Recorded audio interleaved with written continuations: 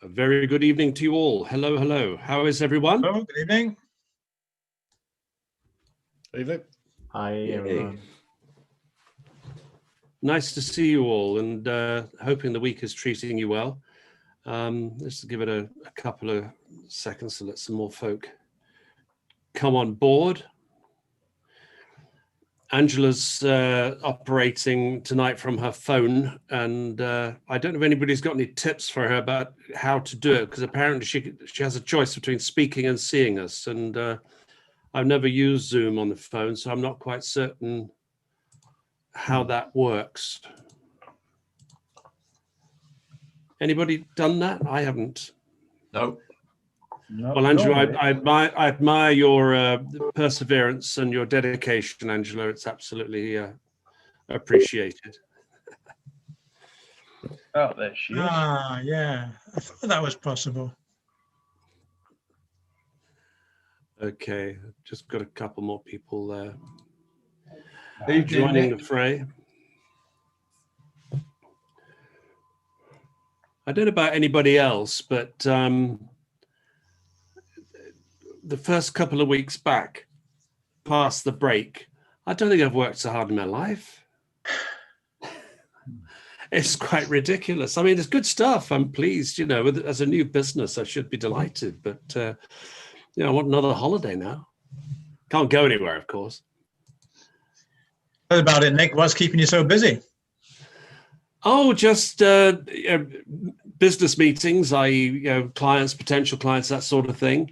And generating content, you know, because that's the, obviously we're generating content, and we're obviously seeking clients to become either strategic partners or clients who want us to do video with them, tell their stories, and it's very exciting. It's good fun. But there are only three of us. There's myself, my business partner, and a young lad who does all the editing for us. So, yeah, we do not have a cast of thousands to make this apparently Hollywood-style production unit operate. So there we go.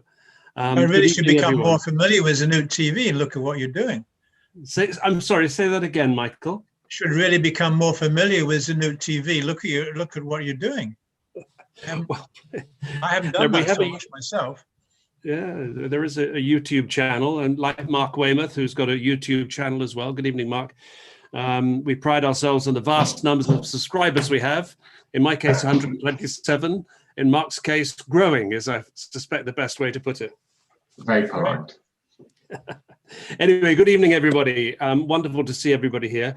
I was just saying before, while people were logging on, that it's been quite a busy week. I just thought I'd check in with everybody, because we live in the strangest of times, and it's interesting that everybody puts a brave face on these very odd times, but it's quite stressful. And I'm wondering just if anybody wants to share anything, or I mean, I personally. The reason I raise the issue is I'm finding it very difficult to sleep at the moment, and I can't think, there's no reason, I'm not worried about anything. I just think that my brain, there's something working at home, being in the house most of the time, daring not to go out, and not daring to go out, I just find very stressful. So I suspect that's really right why I asked the question, if anybody else has got any sort of war stories to share or worries to share, that problem shared is a problem halved. If not, I'll just shut up. But I just thought that was I just wanted to make certain that everybody was okay, because this is a great little community we got here, and it'd be nice just to find out. Anybody got any? Somebody actually said on LinkedIn the other day that it's like Groundhog Day. And it is really, because I just seem to get up and I go through the same motions every day, go to bed again. So it is very much so at the moment. Yeah. Adrian, were you going to say something? Good evening, Nick, and good evening to everybody else. Well, I'm stuck in the house as well, Nick. I can't get on any sites. It's essential people only. So at the moment, I'm not earning any money. I'm spending my time prospecting and looking through emails from 2 years ago to number one, clear them out, but number two, to see what's sitting there dormant that I might be able to rekindle. So I suppose the thing is you've got to make the most of your time. There's no point being gloomy, even though you know it may be gloomy. You've got to try and make something positive come out of it. So I think, well, if I can do a bit of prospecting while these times are around us, well, so be it. You know, I can't get on site, so I've got to do something. Yeah, Mike. Nick, I know how you feel, and my take on that is, logically, our logical brains have got it sorted. We know what's going on, fine. But subconsciously, minds are having to work harder, process gap between the reality as we see it, the reality as it was. What is all this meeting everybody on a screen? What's going on? Our subconscious mind is racing to catch up, which makes you tired, and the effect that you have. In the meantime, it's a great time, I think, and whoever's on the screen here will appreciate being connecting and interconnecting to develop relationships that will see us through when this is all over, when manufacturing and everything else really gets back to business. So it's a great time. It's stressful, I agree.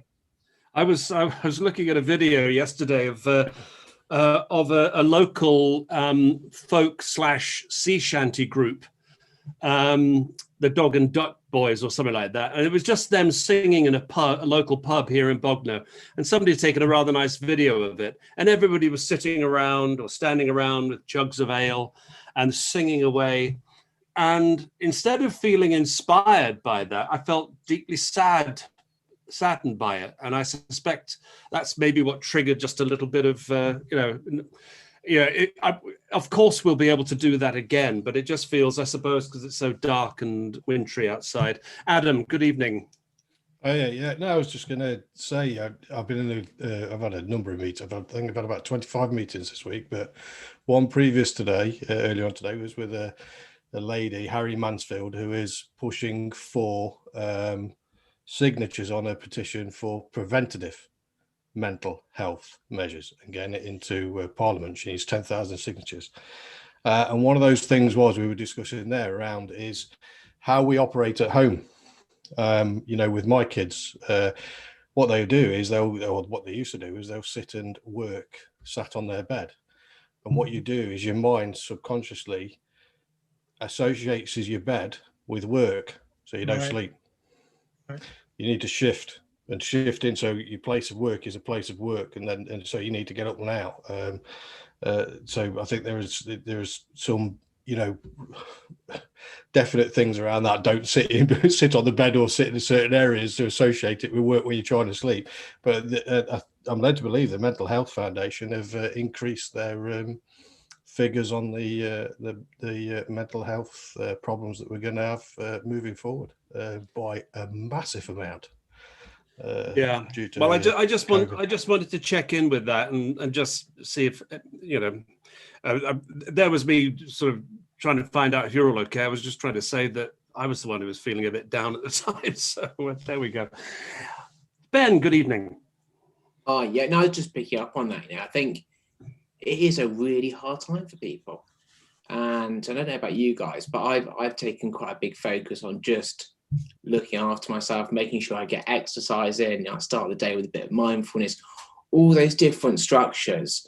And I'm quite, hey, not this moment, but stop at a certain time in the evening and take that time out, because I think it being so dark, you've got this horrible virus around. There's a lot going on, especially if you've got your kids at home as well, which is a whole nother game.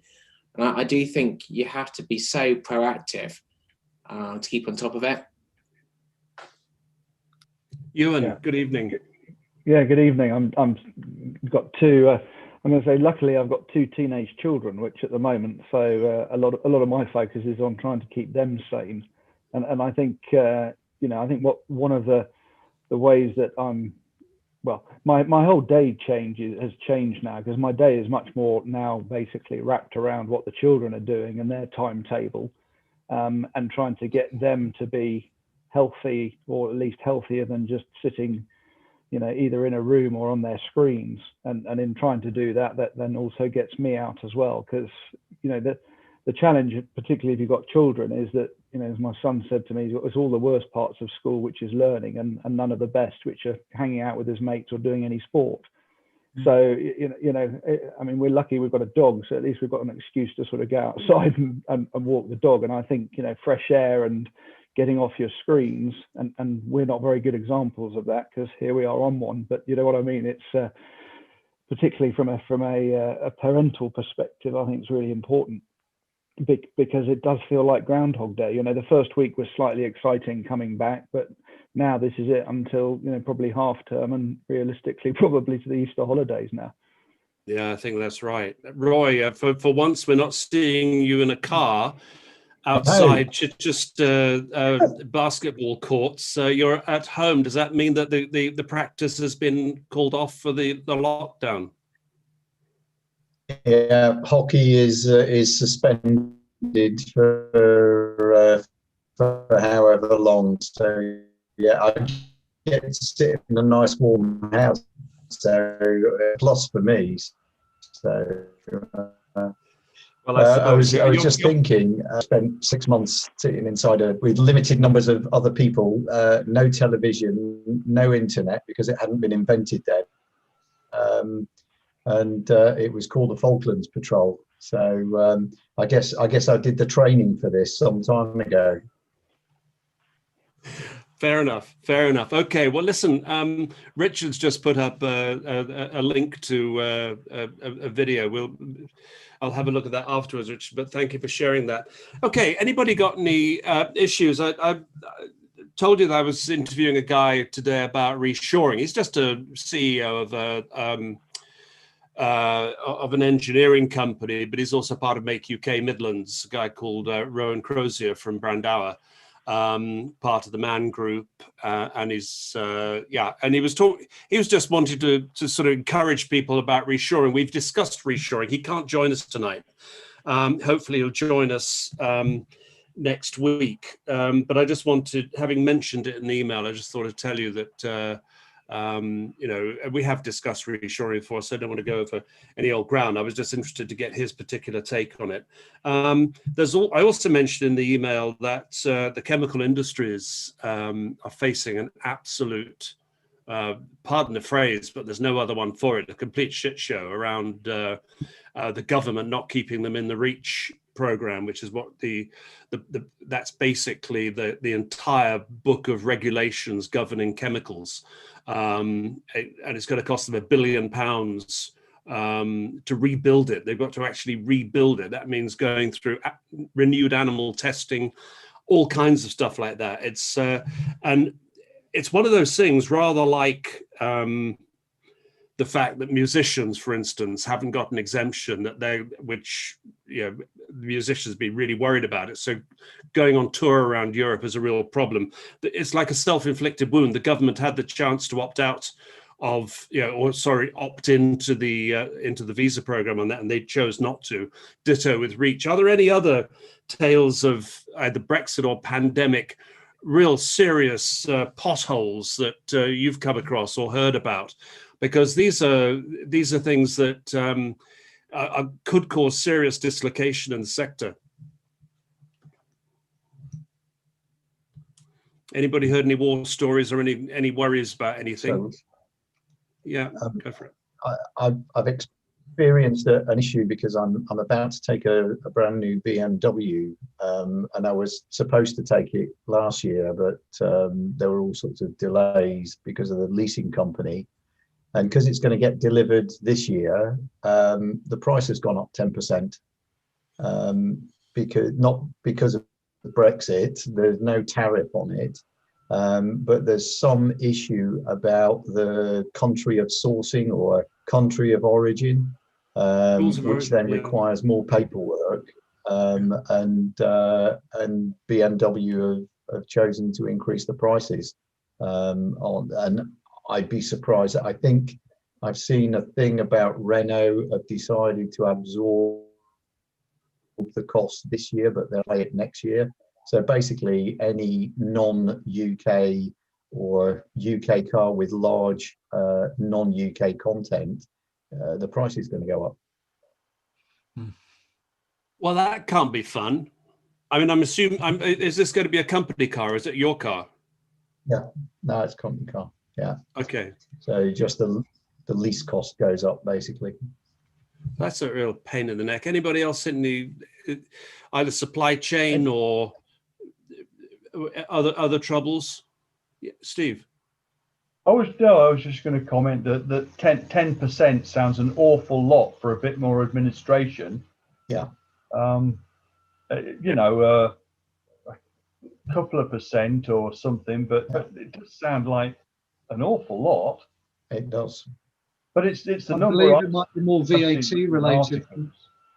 I was on a call earlier this week by the Chambers of Commerce and some other partner on European, on Brexit and the possible implications. And I think it might be a VAT impact around country of origin and the amount of processing that you do.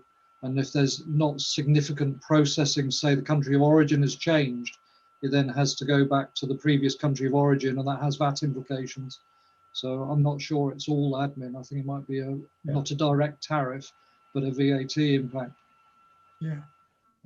Yeah, I have to say that the one thing that has been worrying me a lot is the degree to which becoming our own market outside of the EU is going to cause a lot of price increases, not just because of increased costs, processing and all that kind of thing, but genuinely because people are going to start profiteering. I mean, I remember when I used to live in the United States, I was horrified by the fact that products in the UK that were American were priced, sort of pounds for dollars. So if it was $100 in America, it was £100 in England.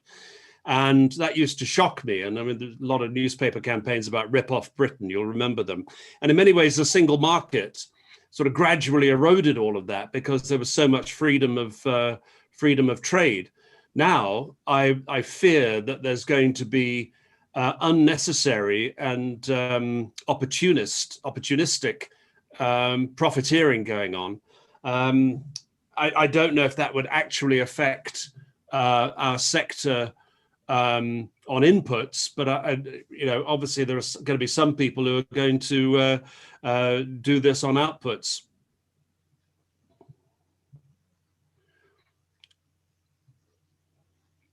Anybody else seen any price increases or anything like that, or sort of eye-popping price increases? Yeah, Alex. Sorry. No.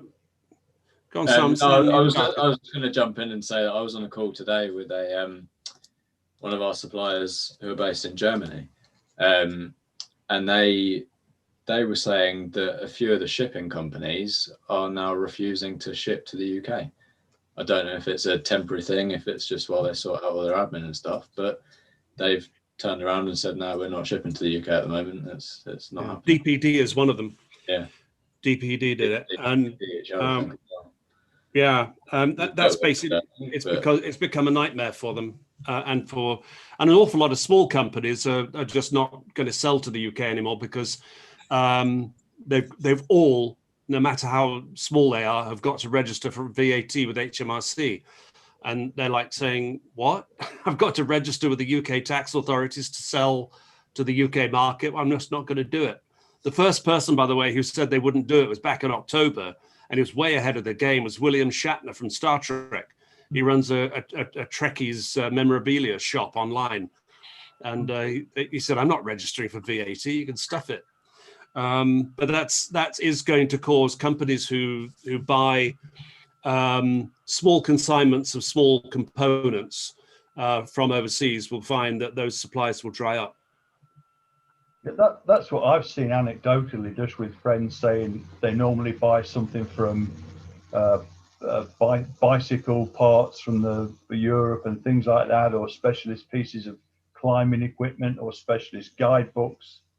That I think if it's under £135, you have to register for VAT, and it might well sort itself out. For a lot of companies are just saying, nope, we won't ship anymore. Your business is just too much grief for us. Yeah, it's either under or over 135 pounds. I'm afraid I'm not an expert on this. Alec, good evening. Good evening, Nick. I'm aspiring to buy the BMW and have the paperwork problem, but it's at the other end of the scale. But we just tried to buy some plastic bins and plastic pallet from Germany. We had to spend 250 euros to get the free shipping, but the price was 300 and something euros because we had to pay 50 euros for a customs certificate that said we didn't need to pay any duty. So work that one out, you know. So you're right, it might be profiteering. I don't know. It's a bit of a mess, isn't it? To pick up on the earlier discussion about the whole working from home, I've done it for 30 years and why you're not sleeping. I suspect, particularly like in this sort of context where everybody's on the screen, it is quite tiring mentally, especially if you've been doing it all day.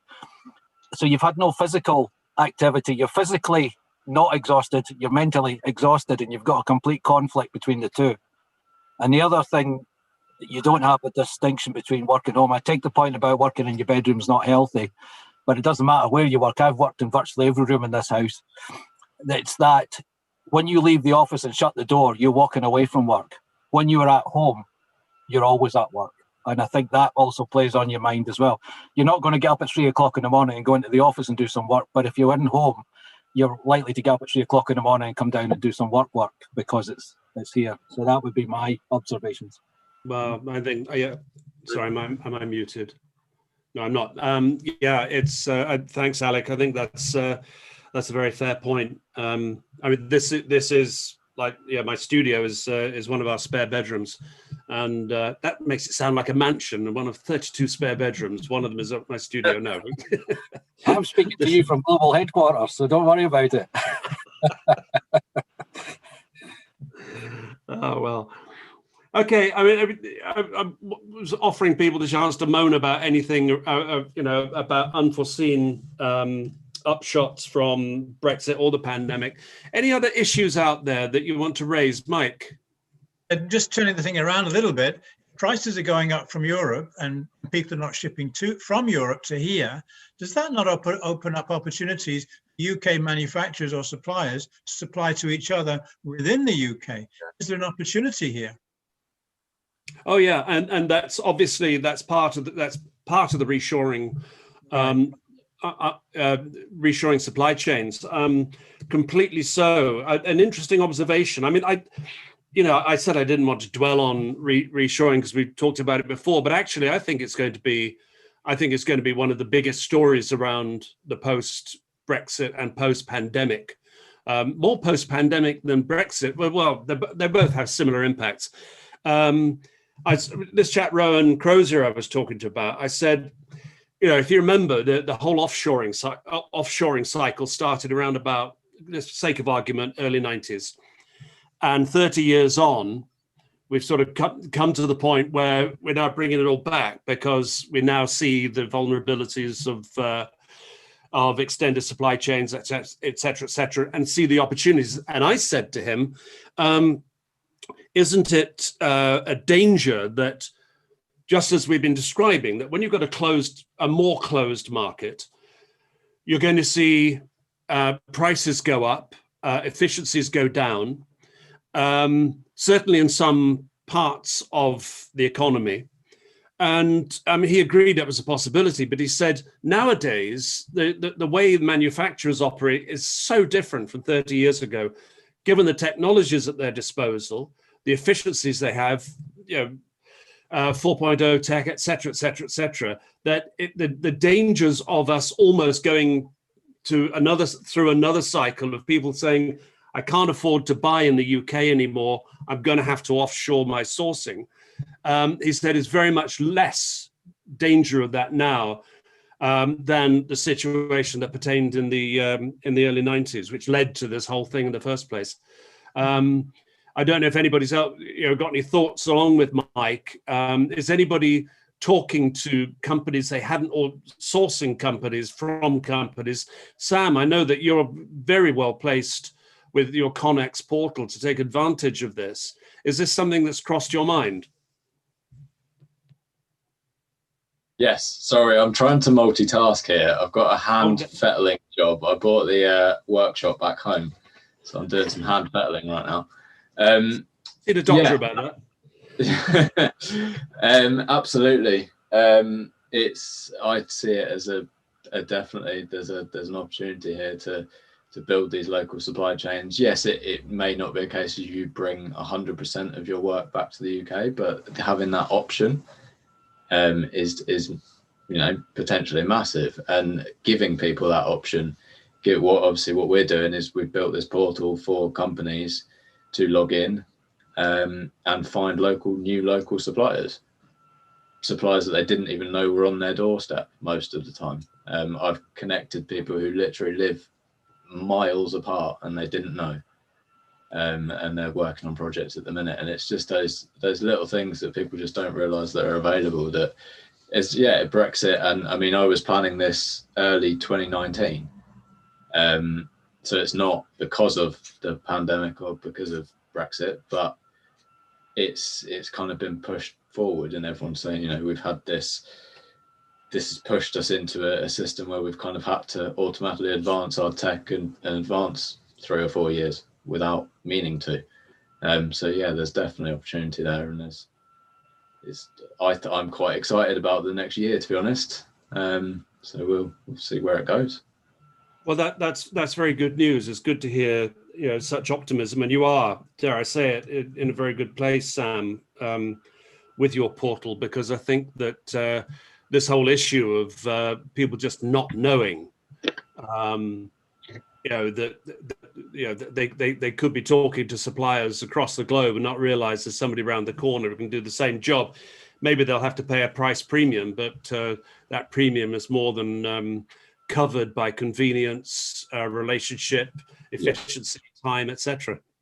And I'm sure that when the pandemic does ease off and you can literally drive a mile down the road and go and meet your supplier face to face, there's obvious benefits there.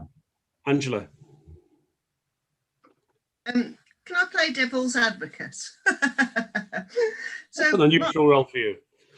I was actually watching a program on the TV the other day about the building of the QE2, and of course it was at a time when our shipyards were basically, there was hardly anything left of them, and it was talking about I think they said there was something like 21 or 24 unions in Brown Shipyard when they started building the QE2, and these unions took it in turns to go out and strike every week, and obviously it delayed the building of the ship. And I remember, because I'm old enough, although I don't look it, I remember, the issues that we had in the 70s with strikes, and I remember British Leyland and people being sleeping on the job and everything. And I think that I just remember it as a really, really bad time for manufacturing. And it hardly surprised me that we ended up outsourcing to other countries where they were willing to work hard, where they were hungry, so they did work hard for less money. So I guess my question is, what do you think has changed since then that will make things better if we do reshore? There's a challenge. Who's going to rise to it? There we go. I think, I'd like to think that part of it is actually the appetite of the individuals and the individual companies, but partly out of necessity to look for new markets, and having had the drum bang for so long that we need to find export markets. Picking up on the earlier points, I don't think it's I think it's less about profiteering, and I think prices are going to rise because the supply chains here in the UK, our people and training our people and the legislation and health and safety, et cetera, just mean that we have a higher cost base than overseas. So I think prices will go up, but I'm not necessarily sure that that's prices going up as a result of companies looking to profiteer. I think that's actually probably companies putting prices up to maintain margins. Why do I think, why am I more positive than I might have been 30 years ago? I do think generally we've got a much more positive mindset. And I do think we've got groups of, individuals and groups of companies that are, particularly in the tech age, more fleet of foot, and realize that they need to be more competitive to survive. We're no longer looking at the world from the perspective of, oh, we're an empire and we deserve our place at the table. I think we're now much more hungry, and we have to fight for what we've got.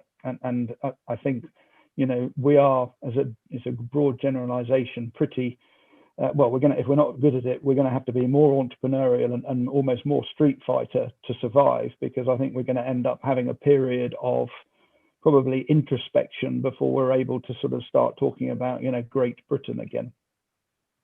Yeah, I'd just like to say, Ewan, I agree with you. When I was talking about the profiteering, I was thinking more perhaps about wholesale and retail elements than in manufacturing. But I agree with you. One thing that's, and I'd like some perspective on this. One of the criticisms of our membership of the EU, or a critical observation rather than a criticism, was that the EU tended to lead towards countries specializing in things they were good at. And I can only think of two particular at the moment, but obviously manufacturing, large-scale manufacturing in Germany, while we stuck to our financial knitting here.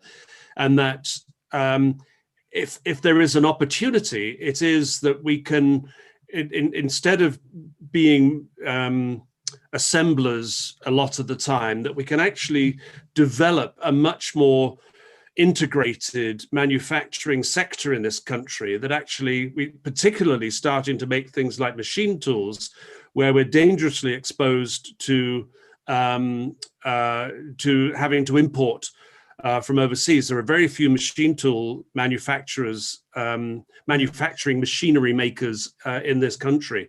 And I know that places like HVMC are really worried about that, because it's a lagging indicator that means it's going to be very much harder for us to actually build our manufacturing sector out to the level where it can be more sustainable. So if you were going to, set up new manufacturing companies in this country, doing things that currently are outsourced overseas, what would you be building? Ewan, actually, I'm going to ask you, because you've bought company, you've bought Hayward Tyler and Peter Brotherhood, and know how to sort of take a medium-sized company and make it bigger. What would you look at? Well, I'm at the moment, I'm trying to find my next business to buy, in effect. But I'm like the idea of basically prototype to production. If you look at, I think there are going to be a raft of different businesses out there, and different geographies where the UK now, and we've already seen it, is too small a market to be bothered with. So therefore, that creates an opportunity. What we mustn't get too despondent by is the fact that we've still got 65 million people who, need to eat, sleep, live, breathe, etc. We've got this fantastic, consumer demand, and the knock-on impact of that. So the idea for me of whether it's sort of, let's say, a contract electronics manufacturer that's able to come up with a concept and turn that concept into reality, and potentially do short lead time or small batches, and use technology so they can be selling it on Amazon, but not necessarily having manufactured it. If we're talking at a sort of a B2B or even a B2C offering, I think those sorts of businesses that are able to link design with production and sales, and therefore sales and operational planning, and improve the efficiency of that process, are going to be able to be more successful. And ultimately, I'm looking at it from the perspective of not being, it's all relative, isn't it? But not being high volume, being high value add, low volume. One of my favorite stories like that was, I don't know if you ever saw, I stopped watching Dragon's Den a long time ago. I found it infuriating. But one of the ones I did see about 6, 7, or 8 years ago was about this guy who had a thing called Trunky, which was kids suitcases on wheels. ride-on suitcases, and they laughed him out of court. And of course, he went and made a huge success of it. Now, he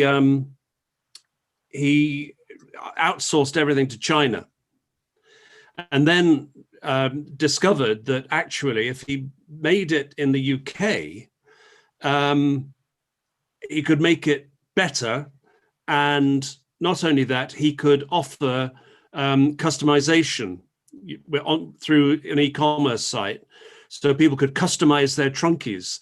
And that's exactly what Ewan's saying. You're actually talking about offering people customized products, low volume products of one, really, and all done automated. I mean, they literally loaded, the machine did everything. And a brilliant story about, okay, a kid's suitcase, but I mean that could be replicated across whole markets if, as Ewan says, if people got the imagination and the money. I mean, as always, it's the valley of death that really frightens a lot of people, where people come up with great ideas, but can't get them funded, so they either die or else somebody else comes in and snaps them up and takes them overseas.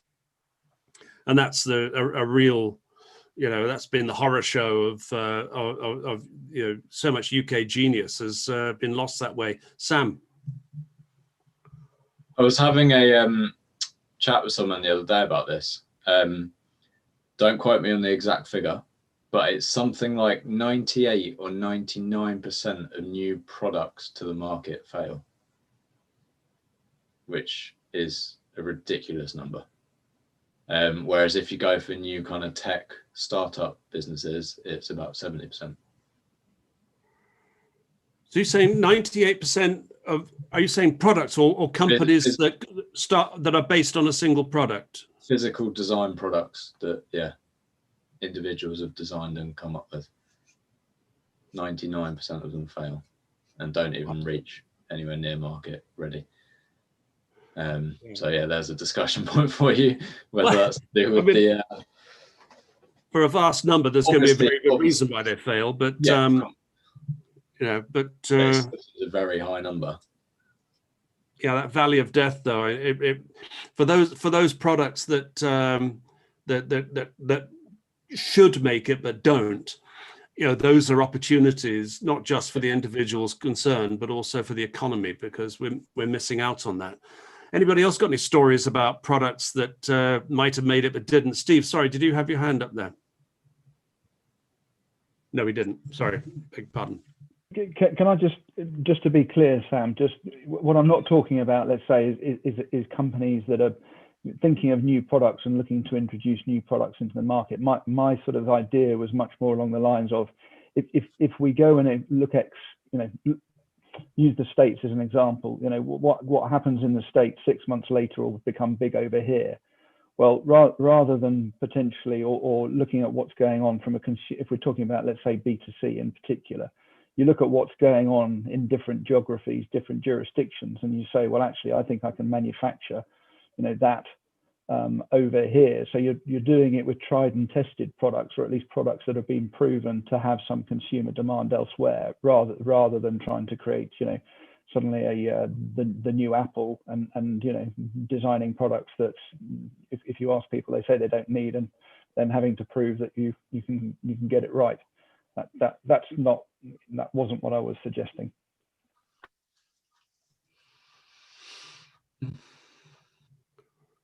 Mainly because your statistics sound awful. Yeah, no, I was guilty perhaps of misinterpreting there as well, Ewan. That is an interesting point. I mean, I'm not a manufacturer, so I mean, I wouldn't know where to begin to do what you're saying. But are you confident that the horrible word ecosystem in this country is right to enable companies to do that? In other words, assuming that they've got the right technologies to hand. Is that a question to me? Well, yes. Look, I'm confident in just taking the assembled. I think if you gave any of us a challenge and said, I think we would be able to assemble the right business and the right people with the right appetite and the right desire to make something happen. So the short answer to that is yes. You know, I still think for all the you know, trials and tribulations that we're going to go through, that we've got a great ecosystem here, and it's just trying to find sort of, you know, the wood, or, you know, find the wood from the trees in order to make it happen. But I'm positive about the next 12 to 24 months, because I think we will have to become more insular, but in doing so, I think we'll surprise ourselves that we've probably got a lot more talent and a lot more opportunity than a lot of people think we actually have. Yeah, I agree with that. I think that it's, you know, when you apply a little bit of pressure to a situation, it tends to focus and concentrate. And I think we will, as Sam was saying, we will discover those jewels of opportunity, either collaborate, companies we can collaborate with, or talent, or indeed opportunities themselves. Just any other thoughts on that? Yes, Ben. I guess one question for me is, will we become more agile? Because I think it's been quite interesting in COVID to see that, you know, one of the things we've done well is getting the vaccines licensed quite quickly and getting them out so much quicker than the rest of Europe. And there could be an opportunity, if we can be agile and quick to get stuff to market, that we can actually compete when the rest of Europe and the world is faffing around with bureaucracy. True. I'm going to bite your arm off on that in a minute, Ben, but somebody else must have some thoughts on that. We're hearing that in Europe, the vaccine thing is getting all tied up with competition between different countries, so it's not happening. France has done 30,000 vaccinations. Germany, you know, not so many more. We've done 1.5 million or 2.5 million. It's interesting, isn't it? Making Brexit's case for it, but it's oddly enough, it needn't have happened like that. But it's yeah. I mean, I think the bureaucracy thing is obviously deeply concerning. We've been talking about that as far as import export, and I just was talking earlier about the REACH thing for the chemicals industry, which is a whole other ball of wax, if you pardon the expression. But I think that you make a very good point that that we, as masters of our own destiny, we can take care of that bureaucracy. I just wonder, however, with our track record as EU members of gold plating, whatever Brussels put out, we used to gold plate EU directives. And then when the press howled about it, we blamed Brussels, when in fact it was us doing it.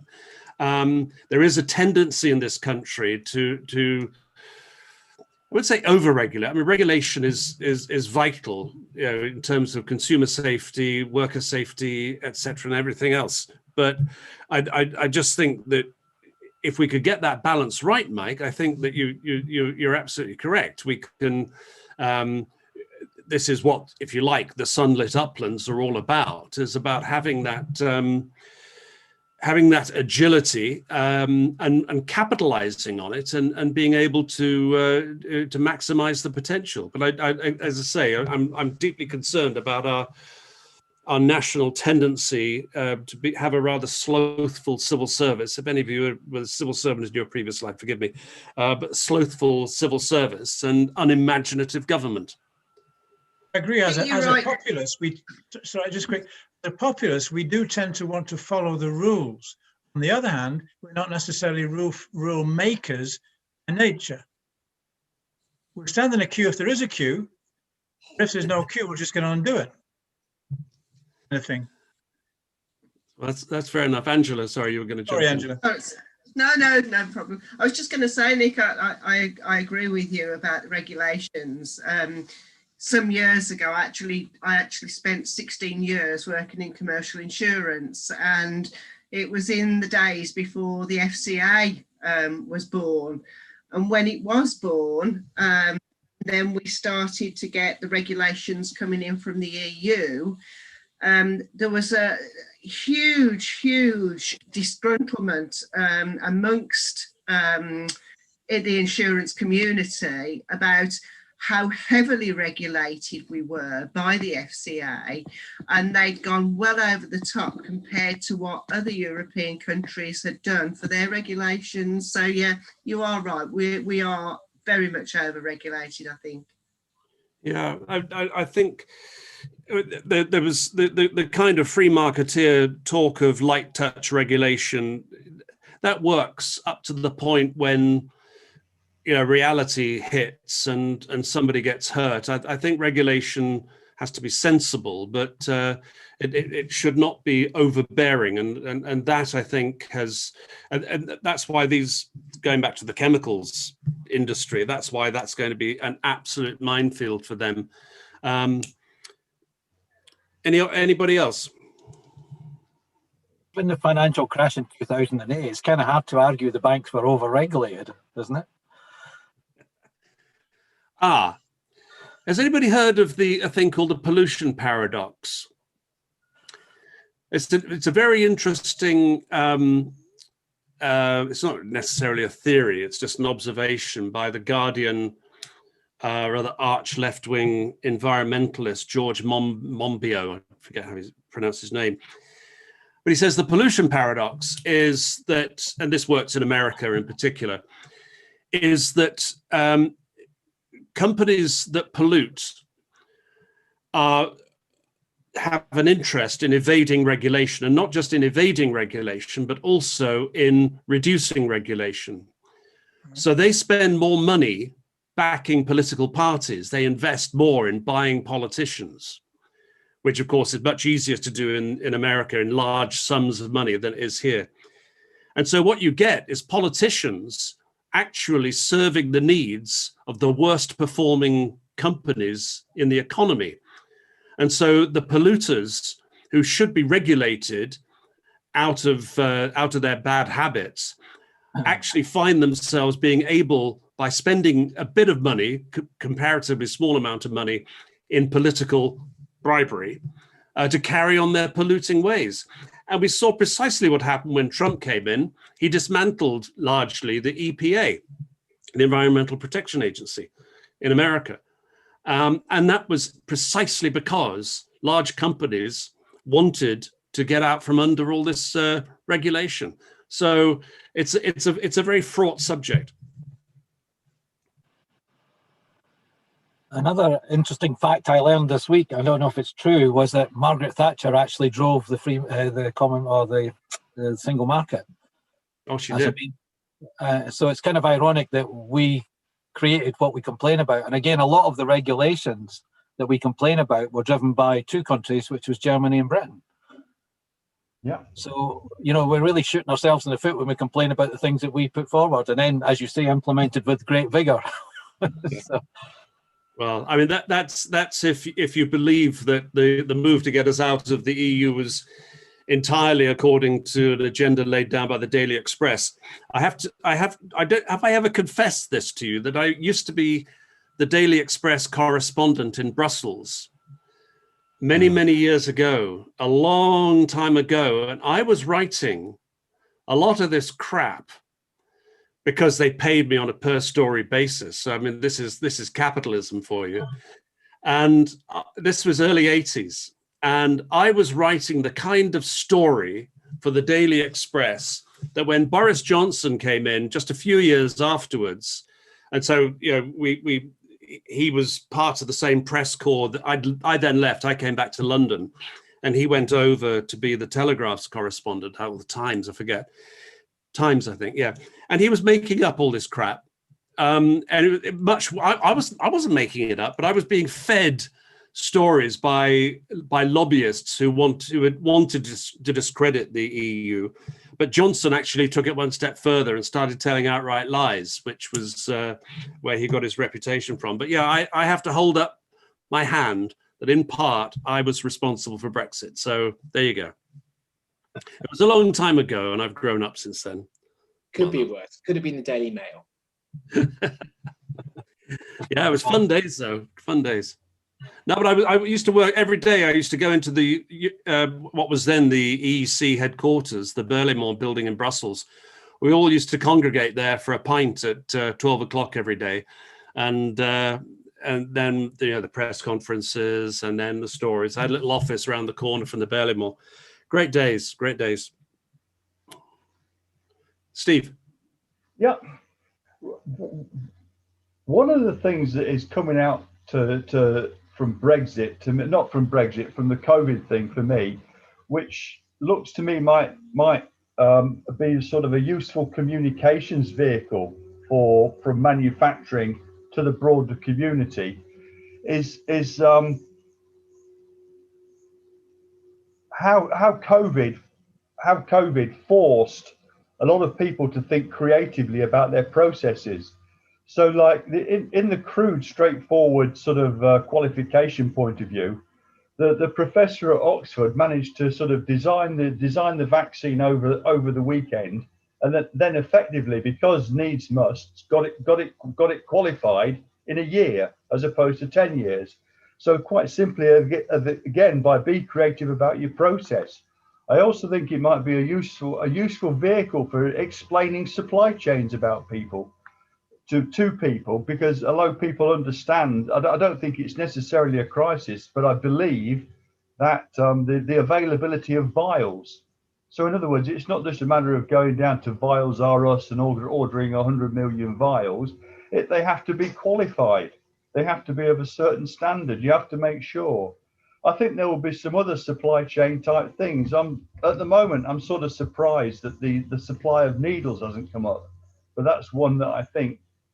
I also think that when you're doing things like that, you're running these production lines, you're making your virus, it's there in some sort of lab. You have your routine maintenances. Those maintenances aren't just carried out with a tool set from Halford. You have to have, clean kit. The way it's cleaned has to be specified. There's a lot of detail in there. And I think that the way a lot of the things have been handled quite well in COVID, that have done quite well, serve as vehicles, as demonstrations. Another example is the way that the people who made the breathing kit worked with the people from, was it McLaren, to get a new respirator built in a time. So in other words, there's two fairly different companies, one state-of-the-art car company, one sort of very, very traditional medical company, start to work together.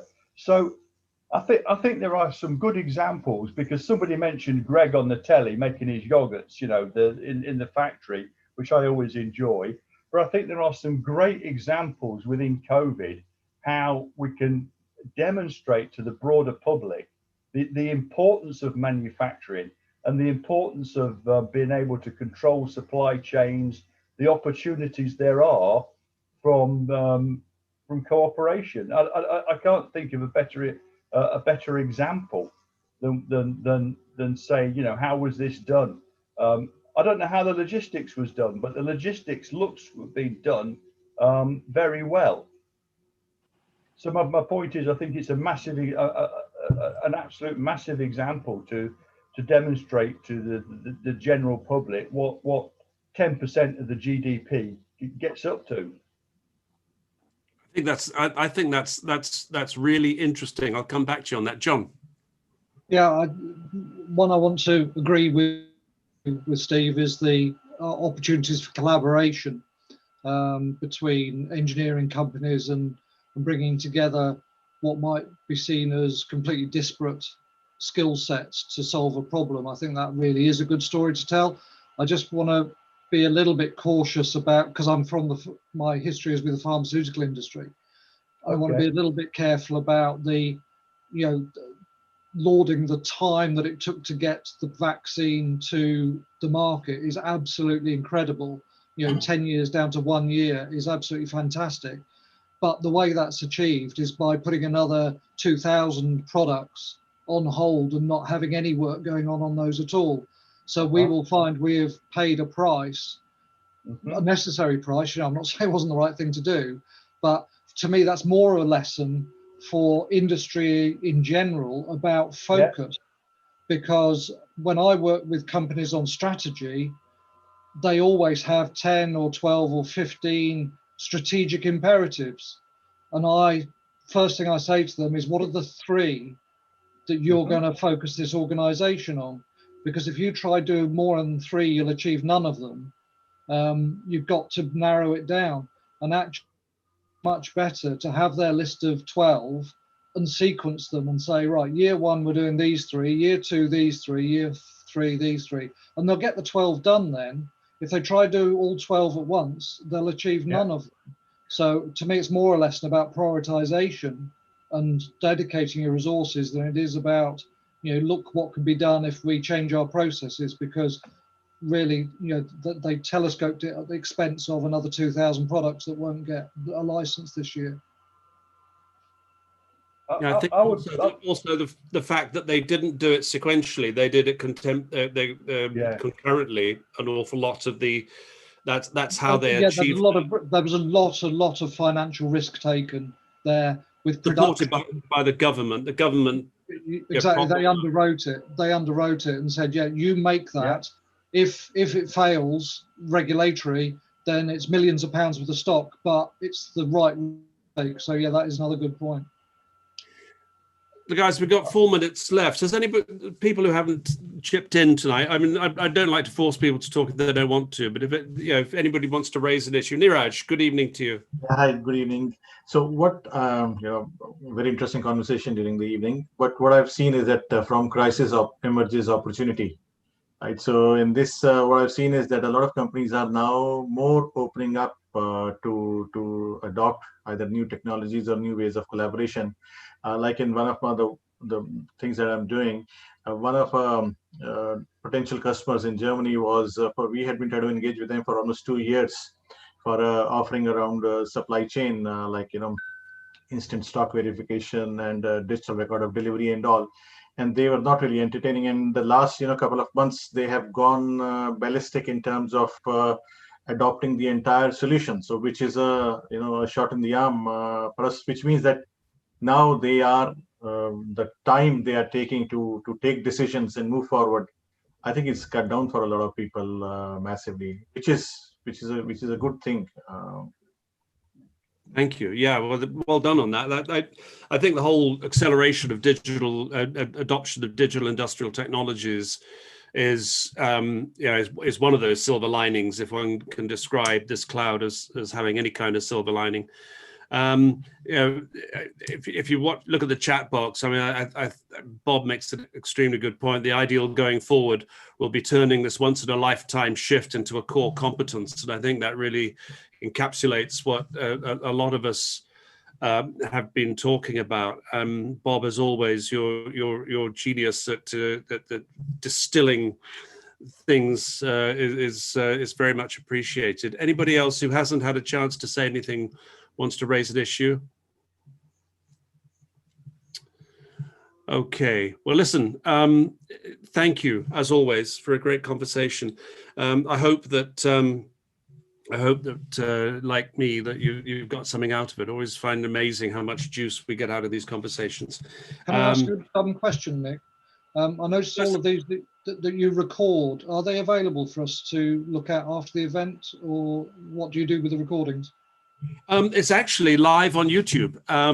So the moment I stop, well, actually, people are watching at this moment, I know, on YouTube. So you're on television, guys. But it's when the moment I stop it, you can just go back. I'll send you the link. Yeah, in fact, talk among yourselves. I'll get the link for you right here and now, right here, right now. This is a bit meta. You're recording yourself talking about the recording that you're going to send to us. Hey, that is very good. I like that. Boom. There you go. So you can go back and you can tell your grandchildren you were once on telly, on YouTube. Anyway, bless you all. Thank you very much indeed for being with us. Have a fabulous week.